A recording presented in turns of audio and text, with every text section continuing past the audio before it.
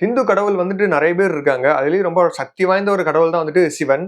இவருக்கு வந்துட்டு கோடிக்கணக்குல இந்தியா ஃபுல்லா அத்தன கோடி பேர் வந்து பக்தர்களா இருக்காங்க. கிட்டத்தட்ட இந்துஸ் எல்லாருமே வந்துட்டு சிவன வந்து வணங்குறாங்கன்னு தான் சொல்லணும். நார்த் இண்டியன்ஸ்லாம் வந்துட்டு ஒரு கல்ச்சராவே வச்சிருக்காங்க. அதாவது சிவன வந்துட்டு அவங்களோட வண்டியில வச்சிருக்கிறதா இருக்கட்டும். அதே மாரி அவங்க படிக்கிற நோட் புக்ல வந்துட்டு சிவனோட ஃபோட்டோ வந்து வச்சுக்கிறதா இருக்கட்டும். இதெல்லாம் வந்து நார்த் இண்டியன்ஸ் வந்து கன்சிஸ்டன்ட்டா பண்ணிட்டே இருக்காங்க. அவங்க வந்துட்டு சிவன வந்து அவங்களோட குடும்பத்துல ஒருத்தரா தான் பார்க்குறாங்க. அந்த அளவுக்கு ஒரு பவர்ஃபுல்லான கடவுளா அவங்க வந்து கருதுறாங்க. இடையில ஒரு 4 வருஷத்துக்கு முன்னாடி கூட பம்போலின்னு ஒரு பாட்டு வந்து ரொம்ப ஃபேமஸா போயிட்டு இருந்துச்சு. நம்ம சவுத் இந்தியா மட்டும் இல்ல. ஒட்டுமொத்த நார்த் இந்தியாவும் சேர்த்து டோட்டல் இந்தியாவிலுமே ரொம்ப பிரபலமா போயிட்டு இருந்துச்சு. அதுக்கு அந்த பாட்ட போட்டுட்டு நெறைய பேர் இஷ்டத்துக்கு ஆடிட்டுலாம் இருந்தாங்க. ஒரு பக்தி பரவசத்தோட ஆடிட்டு இருந்தாங்க. அந்த அளவுக்கு வந்துட்டு சிவன் மேல வந்துட்டு இந்தியா ஃபுல்லா பக்தியோட இருக்காங்க. தமிழ்நாட்டிலயுமே கூட சிவனோட கோயில் வந்து அவ்வளோ இருக்கு. நெறைய இருக்கு. அதுக்கு வந்துட்டு ஆயிரக்கணக்குல மக்கள் தினம் தினம் வந்துட்டே தான் இருக்காங்க. இந்த அளவுக்கு வந்துட்டு நம்ம கோயம்புத்தூர்ல கூட பார்த்தீங்கன்னா, அடிக்கடி வெள்ளிக்கிழமை ஆச்சுன்னா போதும், சிவன் கோயில் நெறஞ்சு வழியும். ஆயிரக்கணக்குல வருவாங்க. இந்த மாரி பக்தர்கள்லாம் இவருக்கு வந்துட்டு குவியறதெல்லாம் வந்துட்டு எதனாலன்னு பார்த்தீங்கன்னா, இவருக்கு இருக்கிற அந்த ஒரு அபாரமான ஒரு சக்தினால தான். அப்படி சிவன் கிட்ட அப்படி என்னதான் பெரிய பெரிய சக்திகள்லாம் இருக்கு அப்படிங்கிறத இந்த வீடியோல நான் சொல்லப் போறேன். இத்தன பேர் வந்துட்டு எப்படி இவருக்கு வந்து பக்தரா மாறுறாங்க? இத்தன பேர் விழுந்து விழுந்து கும்பிடுறாங்களே! சிவனே சிவனேன்னு கூப்பிடுறாங்க. ஓம் நம சிவாயன்னு சொல்றாங்க. இதெல்லாம் எதுக்காக அப்படின்னு சொல்லி இந்த வீடியோல பார்க்க போறோம். பொதுவா கடவுள்னு வந்துட்டாலே வந்துட்டு எல்லாமே ஒரு புராண காலத்து கதை தான். அதாவது மித்தாலஜிக்கல் ஸ்டோரி தான். அதே மாரி தான் இந்த சிவனோட சக்தியுமே வந்துட்டு ஒரு மித்தாலஜிக்கல் ஸ்டோரி தான். இது வந்து இந்து மக்களால பெருசா நம்பப்படுது. அவ்வளவுதான். இத வந்து நீங்க சீரியஸா எடுத்துக்கணும்ன்ற அவசியமே கிடையாது. இது வந்து ரியலாவும் எடுக்கணும்ன்றதும் அவசியம் கிடையாது. ஆக்சுவலா சிவனுக்கு வந்து என்னென்ன பவர் இருக்கு அப்படிங்கிறது வந்துட்டு ஒரு புராண கதை மூலமா நான் சொல்லப் போறேன். அப்படி சிவன் கிட்ட இருக்கிற முதல் பெரிய சக்தியா நான் என்ன சொல்லப் போறேன்னு பார்த்தீங்கன்னா, அனுக்கிரக சக்தி தான். இந்த சக்தி எதுக்கு யூஸ் பண்றாருன்னு பார்த்தீங்கன்னா, இப்போ ஒரு மனித உயிருக்கு வந்துட்டு ஒரு மோட்சம் அடையணும் அப்படின்னா, அவர் வந்துட்டு ஒரு கிளான்ஸ் அவங்கள வந்து பார்த்தா போதும். அவங்கள தொட்டாலே போதும். அவங்களுக்கு வந்துட்டு மோட்சம் அடைஞ்சிருவாங்க அப்படிங்கிற மாரி ஒரு நம்பிக்கை இருக்கு. அந்த மோட்சம் அப்படின்னா வந்துட்டு என்னன்னு பார்த்தீங்கன்னா, ஒரு பர்த்துக்கும், ஒரு டெத்துக்கும் நடுவுல நடக்கிற ஒரு சைக்கிள் தான். அவங்க 7, 7 பிறவி எடுப்பாங்கல்ல. அது வந்து முடிஞ்சதுக்கு அப்புறம் அவங்க மோட்சம் அடைவாங்க. ஆனா சிவன் நெனச்சாருன்னா வந்துட்டு யார வேணாலும் மோட்சம் அடைய வைக்க முடியும். அதுதான் அவர்கிட்ட இருக்கிற ஒரு ஸ்பெஷல் பவரு. அதாவது அவரோட கண்ணுல இருந்து ஒரு ஒளிய அனுப்பி, அத வச்சு கூட அவன் யார வேணா மோட்சம் அடைய வைக்க முடியும். அந்த அளவுக்கு ஒரு பவர் இருக்கு நம்ம சிவனுக்கு. இந்த உலகத்துல இருக்கிற எத்தனையோ கோடி மனுஷங்க இருக்காங்க. அதுல எத்தன பேத்த வேணாலும் ஒட்டுமொத்த மனுஷங்களையுமே கூட அவரோட புனித சாம்பல் இருக்குல்ல, அத வச்சு அவங்களெல்லாம் புனிதர்களா மாத்த முடியும். அந்த அளவுக்கு ஒரு புனித சக்தியே உருவாக்குற அளவுக்கு இவர்கிட்ட ஒரு மாபெரும் சக்தி இருக்கு. சிவன் கிட்ட இருக்கிற இன்னொரு சக்தி என்னன்னு பார்த்தீங்கன்னா, திரோதனா அப்படிங்கிற இந்த ஒரு சக்தி தான். இந்த சக்திய வச்சு இவர்னால என்னென்னலாம் பண்ண முடியும்னு பார்த்தீங்கன்னா, இந்த என்டையர் யூனிவர்ஸ் இருக்குல்ல, இந்த உலகம் இருக்கு. அதுக்கு அத தாண்டி வந்து பார்த்தீங்கன்னா, சோலார் சிஸ்டம் இருக்கு. அதையும் தாண்டி பார்த்தீங்கன்னா, மில்கி வே கேலக்ஸி நம்ம இருக்கிற கேலக்ஸியே இருக்கு. அதையும் தாண்டி பார்த்தீங்கன்னா, இந்த உலகத்துல அப்சர்வபிள் யூனிவர்ஸ் அப்படின்னு ஒண்ணு இருக்குல்ல, அதெல்லாம் வந்துட்டு அது எல்லாத்தையுமே வந்துட்டு ஒரு மாயையா உருவாக்க முடியும். அதாவது ஒண்ணுமே இல்லாத மாரி ஆக்க முடியும். அதாவது இந்த ஒட்டுமொத்த பிரபஞ்சத்தையுமே வந்துட்டு பார்த்தீங்கன்னா, அவர்னால மறைச்சே வைக்க முடியும் அப்படின்னு சொல்றாங்க. அந்த அளவுக்கு ஒரு சக்தியும் அவருக்கு இருக்கு.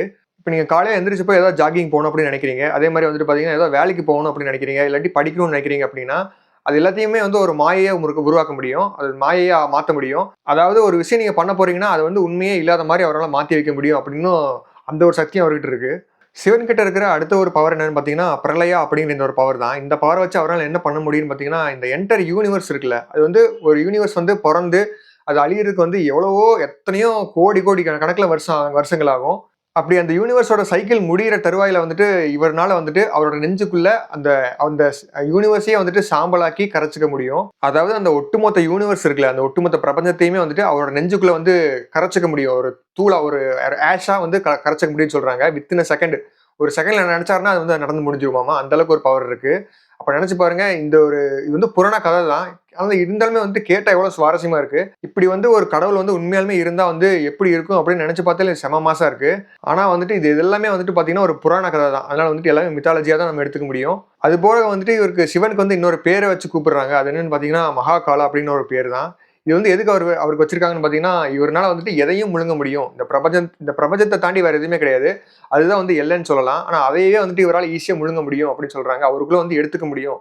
அப்படிங்கிற அந்த ஒரு பவர் அவர்கிட்ட இருக்கு.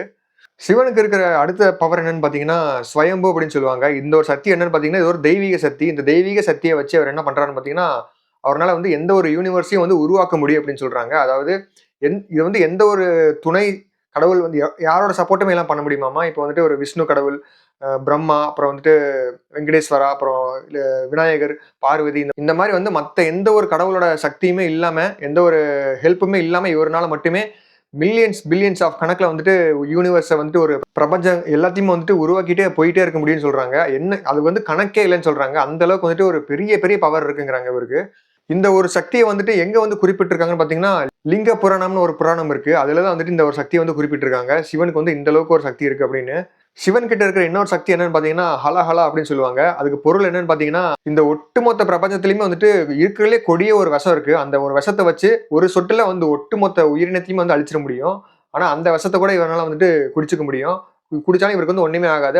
அதாவது சிவனை வந்து யாருனாலையுமே யார் நினைச்சாலும் அழிக்கவே முடியாது. இவருக்கு வந்துட்டு எந்த ஒரு சக்தியாலையும் இவரை மீறி போவே முடியாது அப்படிங்கிற ஒரு சக்தி வந்து இவருக்கு இருக்கு. அதாவது எத்தனையோ பெரிய கொடிய ஒரு விஷமா இருந்தாலும் சரி, அதே மாதிரி எவ்வளோ பெரிய நெகட்டிவ் சக்தியா இருந்தாலும் சரி, ஒரு பேட் வைப்ரேஷனாவே இருந்தாலும் சரி, இவரை வந்துட்டு ஒண்ணுமே பண்ண முடியாது. துரும்ப கூட அசைக்க முடியாது. சிவனோட கால் கட்ட விரல கூட அசைக்க முடியாதுன்னு சொல்றாங்க. இதுவும் வந்துட்டு ஒரு புராணத்துல குறிப்பிட்டிருக்காங்க. இத வந்து எத வச்சு குறிப்பிடுறாங்கன்னு பார்த்தீங்கன்னா, காலகுட்டா அப்படிங்கிற ஒரு பாய்சன் இருக்கு. இந்த பாய்சன் வந்து எதனால உருவாகுதுன்னு பார்த்தீங்கன்னா, சமுத்திர மதம் அப்படிங்கிற ஒரு ஒரு கடல் இருக்கு. அதாவது புராண காலத்துல ஒரு கடல் இருந்திருக்கு. அந்த கடல்ல வந்து உருவாகுற ஒரு மரத்துல வந்து ஒரு கொடிய விஷம் தான் வந்துட்டு இந்த காலகுட்டா. இந்த இந்த விஷத்த வந்து அவர் குடிச்சு அவரோட தொண்டையிலேயே வச்சுப்பாராமா. அப்படி வச்சிருக்கும்போது அது வந்து ஒரு ப்ளூ கலர் லைட் எரியும். ஒரு ஒளி வந்து வரும். அந்த ஒளிய வச்சு கூட அவரால வந்துட்டு ஏகப்பட்ட பவர்ஸ வந்து உருவாக்க முடியும் அப்படின்னு சொல்றாங்க. அந்த அளவுக்கு ஒரு ஸ்பெஷலான ஒரு பவர் இருக்கு சிவனுக்கு. அதாவது சிவனோட தொண்டையில வந்துட்டு அந்த ப்ளூ கலர்ல அந்த ஒரு பவர் லைட் எரியும்ல. அது வந்து அதுக்கு பேர் என்ன வச்சிருக்காங்கன்னு பார்த்தீங்கன்னா, நீலகந்தான்னு வச்சிருக்காங்க. நீலா அப்படின்னா அந்த அந்த நீல கலர் அதாவது ப்ளூ கலர் அத குறிப்பிடுது. அததான் வந்துட்டு நீலகந்தான்னு வச்சிருக்காங்க. சிவன் கிட்ட இருக்கிற இன்னொரு பெரிய சக்தி என்னன்னு பார்த்தீங்கன்னா, விஸ்வரூப சக்தி. இந்த சக்தி வச்சு அவரால என்னென்ன பண்ண முடியும்னு பார்த்தீங்கன்னா, இப்ப நான் இங்க இருக்கேன்னா, நான் வந்து ஒரு சிவனா இருக்கேன்னா, என் பக்கத்து வீட்ல வந்துட்டு ஒருத்தர் இருக்காருன்னா, அவருமே கூட சிவனா இருக்க முடியும். அந்த மாரி வந்து நெனச்சு பாருங்க. கிட்டத்தட்ட கோடிக்கணக்குல 1000 கோடி எத்தனை கோடி மக்கள் இருக்காங்களோ, அத்தனை கோடி பேருமே வந்துட்டு சிவனாவே கூட இருக்க முடியும். அந்த அளவுக்கு வந்து அந்த ஒரு தனி பவர் அவர்ட்ட இருக்கு. அதே மாரி அவர்னால வந்துட்டு எங்கேயும் இருக்க முடியும். எதுவா வேணாலும் இருக்க முடியும். எப்படி வேணாலும் இருக்க முடியும். உயிர் இல்லாத ஒரு பொருள் இருக்குல்ல, ஒரு டேபிள், ஒரு கட்டை, மரக்கட்டை எதுவா வேணாலும் வந்துட்டு சிவனாவே இருக்க முடியும். ஒரு சில டைம் வந்து அவர் வந்து லிங்கம் இருக்குல்ல, அந்த லிங்கத்தோட ஃபார்ம்ல அந்த அந்த இதுல கூட இருப்பாரு. பாகுபலியில கூட பிரபாஸ் தூக்கிட்டு வருவார்ல, அந்த ஒரு லிங்கத்த தான் நான் சொல்றேன்.